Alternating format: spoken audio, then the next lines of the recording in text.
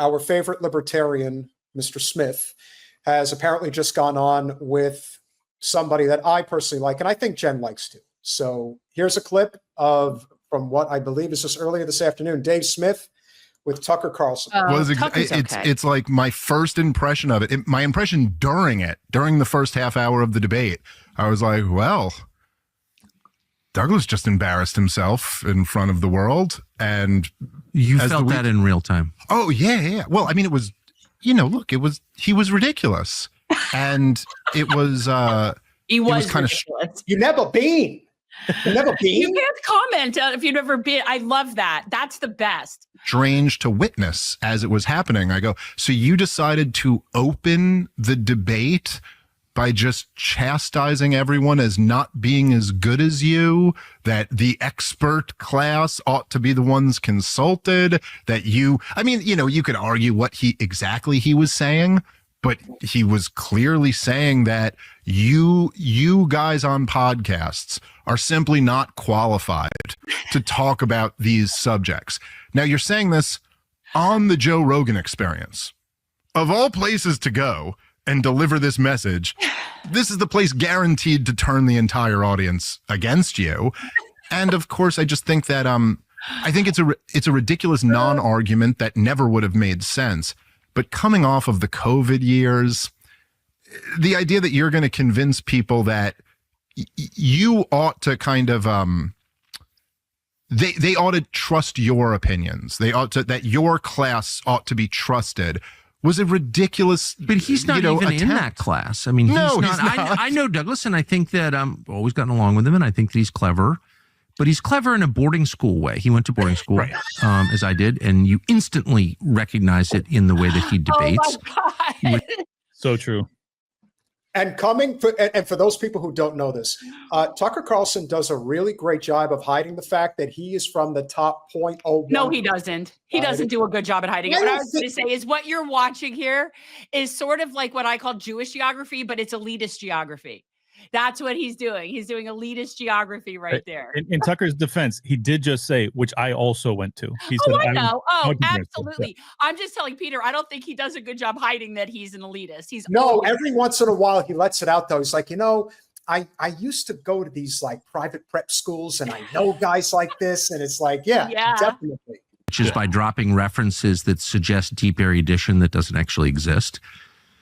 I think he's clever. He's got a kind of bullshitty boarding school vibe to him again, that I recognize, that I have sometimes. Right. So I'm not, not trying to be holier than thou, but like the idea that he's an expert is absurd. He's a journalist like the rest of us who's been taken on PR tours in various countries by their governments trying to win his support. Got it. I've done that too. But he's hardly an expert on anything. Well, so like, what? Right. Well, also it doesn't look, all of this, so the analogy that I've used about it is that like if you had two UFC fighters that are going to fight, so they've signed the contract, they've done their training camps, they show up to Madison Square Garden, they both get in the octagon, and like one of them puts up his hands, and then the other one puts his. All right, I have to interject because Dave and I had this conversation, and he has gone around and like I heard him kind of hinting at this analogy, and then I reached out to him and I said, dude, this analogy is fucking fire. Like you have to perfect it and use it. And ever said every interview and every conversation he's had since, he has gone back to this analogy. So I just wanted to point that out. I love when my notes get picked up. It's nice when people respect your notes. Yeah, for sure. I mean, and I know for a comic to receive notes is not normally something you want to hear, but when it's me complimenting a premise that he's already working on, I'm glad to see he kept using it. Brother, we have been trying to get him on for a while. If you can throw in just a nice little word that we're decent people, we would love to have Dave come on. He's great. I'd be happy to let him know. It's just the dude he's a hot. Oh, he's nonstop. Oh, He is nonstop. Like he is as hot a ticket item as it is right now. So we totally understand. Hands down. And goes, I'm such a better fighter than you. And this is ridiculous that me and you are even fighting. It's like, oh, okay, but we are. We're here. Signed up for it. Right. We both accepted. We're both here. So if you are such a better fighter, if you have trained so much more, if you have all these advantages against me, well, then you can't just, you have to demonstrate that. Take on the argument. You should be able to then destroy me. And so he weirdly opened with this thing where he was going to turn everybody off, turn everyone against it, because the style is bullshit. Even if you're, and I've had lots of people who are pro-Israel reach out to me since then and be like, listen, I disagree with you on the issue, but that was ridiculous the way he attempted to argue. Because weirdly, number one, you're turning everyone against you. And number two, you're just setting the bar so much higher for yourself. Because now once we start actually getting in. That's the problem. Because now you're not allowed to comment anywhere you haven't been. Have you not been? I mean, it's just such a stupid argument. And it's a particularly stupid argument coming from a guy who, you know, Tucker said it, but it's true. Like, he goes on PR tours that are funded by the Israelis. I'm sorry, but if you think that that gives you a perfected understanding of the war in Gaza, you're an imbecile. In fact, I don't think you're an imbecile. I think you're a paid propagandist. I think you know exactly what you're doing, and you're being paid to do so, which is why your shit book is now a #1 bestseller, and why Donald Trump is tweeting about it after you get your teeth kicked in by a stand-up comic. Have you ever been to the Laugh Factory, Douglas? Yeah, Dave Smith kicked the shit out of you. You deserved every ounce of it. I hope your reputation never recovers. You have lied us into every war in my lifetime proudly. You've never apologized for any of it. Your expertise is in being wrong. That's his expertise. So the fact that he had the audacity to lecture not just Dave Smith, but Joe Rogan of all people. What a fucking psychopath this guy is. It's a bad look. I hate It's not a good look. And not only that, but the level of copium at Joe Rogan is unreal. Like, they are so peanut butter and jealous of him. It's like, holy shit. It's like I still remember back in 20 when he said that he supported Bernie, and they all lost their minds over it. And then Rogan comes out and is like, do you realize that every single person who ran for president was begging me to let them come on? And it's like, I liked Andrew Yang, I like Tulsi Gabbard, I like Bernie Sanders. And that's it. I don't need to let anybody on. This is my show. I make my own decisions. And since then, and this has always been the biggest detriment, in my opinion, about Bernie Sanders, forget the fact that he has always been a closeted Zionist and he's been letting it fly a little too close to the sun lately.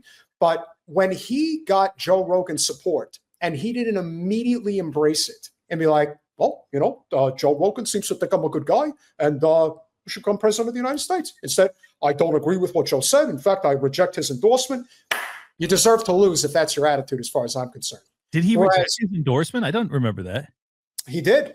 He did. They put a lot of pressure on him. He accepted it, and then people on the left gave him such a hard time. This is how absurd it is. Wow. He's a sexist, and he's a this, and he's a that. You know what the problem is with the left, my friend, is that the testosterone has completely left the Democratic Party. That's basically what happened. I mean, David Hogg is the alpha male. I wasn't going to say it, man. I wasn't going to say it. Who's got bicep circumference that mirrors my pinky? Jen, Clint said it. I didn't say anything. So Peter sent me this picture. When was that you said? He sends a picture in our little chat a week ago in our little text, and it's this picture of David, and I thought it was photoshopped because I thought it was photoshopped, but apparently those are his legs. And Peter wanted to do a thing. I'm like, that's not okay. But since you brought it up, by all means. Right. If the driving force in the party infrastructure is going to come from somebody who comes from, and granted, I still think his story's a little iffy, but the tragedy of Parkland, I know for people like that, especially in a very affluent suburb, it's going to stick with them for the rest of their lives. But for somebody like that to parlay that into a political position, but it also goes to show you how absolutely decimated the Democratic Party is, that they put this kid, because he's still a kid as far as I'm concerned, in charge as a vice chair of the entire party. That was the position that Tulsi Gabbard held. This is This is a party that's in shambles. Right. So what they learned is they cannot have somebody in there that will speak up. And again, I've got plenty of issues with Tulsi. That's neither here nor there, but she was able to speak up. So they learned from that you need to put a real rube in that position. So that's what they've done. Someone who's interested in power and influence more than their principles. And that is David Hogg, in my opinion. So that's why he got the nod. But yeah, the Democrat Party is in shambles. I'm still shell shocked. I completely forgot that Bernie Sanders rejected Joe Rogan's endorsement. That is one of the most boneheaded political decisions of all time. It was at the time. We talked about it then. But here's the thing, and this is what makes it even worse. He initially accepted it, and he did a fundraising email with it. Do you know who the leading voice was that came out against Bernie from taking Rogan's endorsement? You'll never guess this. AOC. You got it, baby. Yeah. She was he is a this and a that, and I'm thinking AOC Pelosi?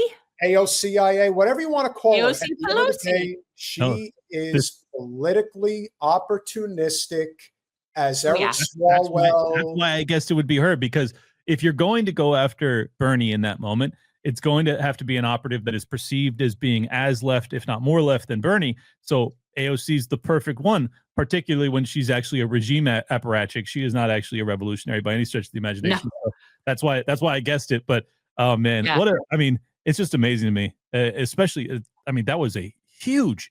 That's the most testosterone fueled endorsement the Democrats have received in ever. Yeah, ever.